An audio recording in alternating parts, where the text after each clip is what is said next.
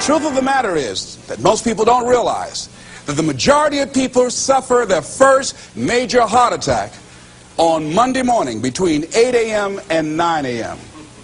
People getting ready to go to jobs that they don't like, jobs that are making them sick. What is it that you could love doing 7 days a week that'll bring a smile to your face? Think about that. You've got to start saying yes to your life. You've got to start saying yes to your dreams, yes to your unfolding future, yes to your potential.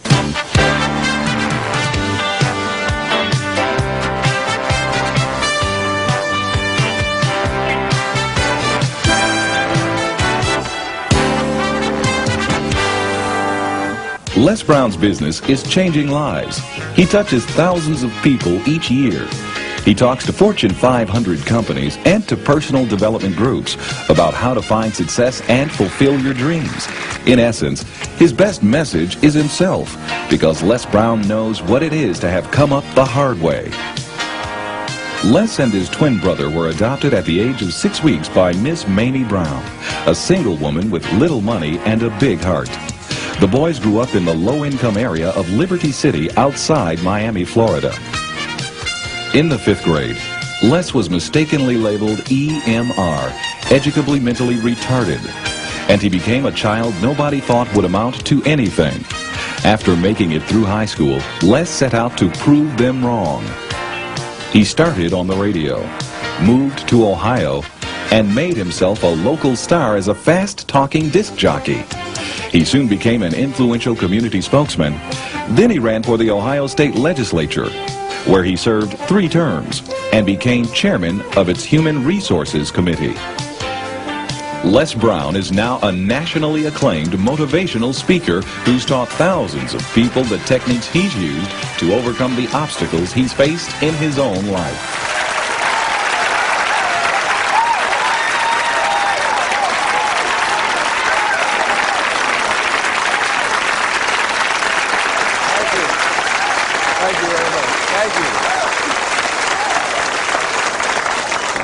You guys look like you're ready.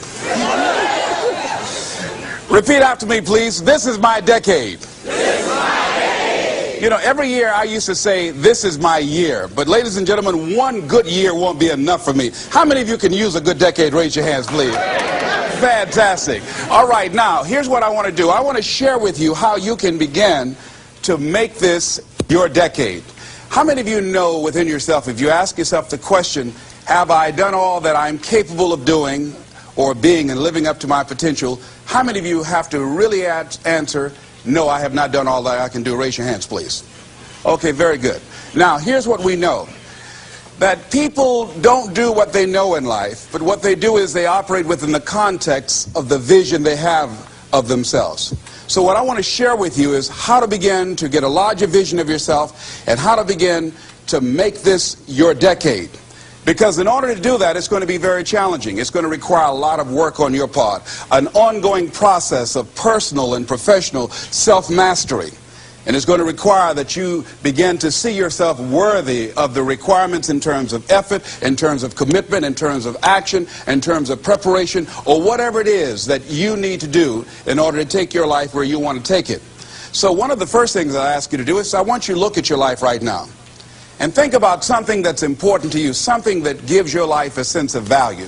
Think about something that you'd like to have, or something you'd like to create for you or your family or for society. I want you to hold this thought in mind. Now, one of the first things I want you to do is don't worry about the inner conversation that you're going to have. Don't worry about how you're going to do it. That's going to come. You're going to develop a plan of action. You will find the way. You'll become the kind of person that can attract the people, the resources, and everything you need in order to make that become reality. But I want you to be mindful of your inner conversation. I remember once I was sitting in an audience, and Zig Ziglar, who I consider one of the greatest motivational speakers on the planet, he was giving a speech, and I was out in the audience, and I saw him going back and forth, and within myself I said, I'd like to do that. I can do that. And I leaned over to the guy next to me. I said, how much do they pay him to do that? And he said, $5,000. I said, I know I can do that. And I admired him. And then On the way home, when I was driving from Tampa, Florida, back to Miami, Florida, my inner conversation kicked in. And it said, Les Brown, you can't do that. You don't have a college education. Les Brown, you can't do that. You don't have the money. You don't have the contacts. You've never worked for a major corporation. What makes you think that you can make more in 1 hour talking than you've made working for a whole month? Now, I want to ask you a question. How many of you have ever thought about something you wanted to do and you talked you out of it? Raise your hand, please. That inner conversation, ladies and gentlemen, is the reason that most people take their greatness, take their ideas to the graveyard with them. You know, the wealthiest place on the planet, a minister said recently, and it was so true, is not the gold mines in the various areas of the world or the diamond mines. The wealthiest place on the planet is the graveyard. Because in the graveyard we will find inventions that we never ever were exposed to. Ideas, dreams that never became reality, hopes and aspirations that were never acted upon, because most people allow that inner conversation, for whatever reason, to keep them from ever pursuing their goals. So let us begin to look at what's required in order to make this our decade. Why is it that most people don't ever reach their goals or live up to their true potential? One is fear. And there are only two kinds of fears that we're born with: the fear of falling and the fear of a loud sound. All other fears we learn, like the fear of failure. The next is the fear of success. That's one of the major challenges I had to deal with. I was working on a major project, and after it began to grow and it was extremely successful, I panicked and I walked away from it and gave it to someone else because I didn't believe that I could handle it.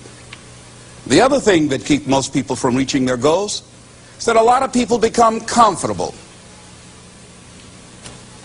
They stop growing. They stop wanting anything. They become satisfied. They stop looking at ways in which they can improve themselves. They stop putting things in front of them. I was reading something by a great man, George Bernard Shaw, and he said something to the effect that to have succeeded is to have finished one's business on earth. Like the male spider who is killed by the female spider the moment he has succeeded in his courtship. And he goes on to say, I like a state of continual becoming with a goal in front and not behind. I remember after giving a speech at a major corporation, a gentleman came up to me who was up in years, and he said, you know, that's real great motivation for you young guys, but I've done all my work. There's nothing else for me to do. I said, oh yes, you've got a lot to give. You have a lot to offer. The fact that you're still here means that your business is not through yet. The other thing that keeps us from reaching our goal is not feeling worthy. That's where a lot of people get stuck. Because see, when you don't feel worthy of your goal, you'll begin to unconsciously engage in self-destructive behavior, like procrastinating, constantly putting things off, squandering your time, and that's what life is made of. Something else that keeps us from reaching our goal, and that is many times because we spend so much time complaining and blaming everybody or everything. I'm reminded of a friend of mine who talked about the fact that one day he was walking by this house and some people were sitting on a porch, and there was a dog on the porch, and this dog was just moaning and groaning. So he was curious, and he asked the owner, he said, why is this dog moaning and groaning? And the owner said, because he's laying on a nail.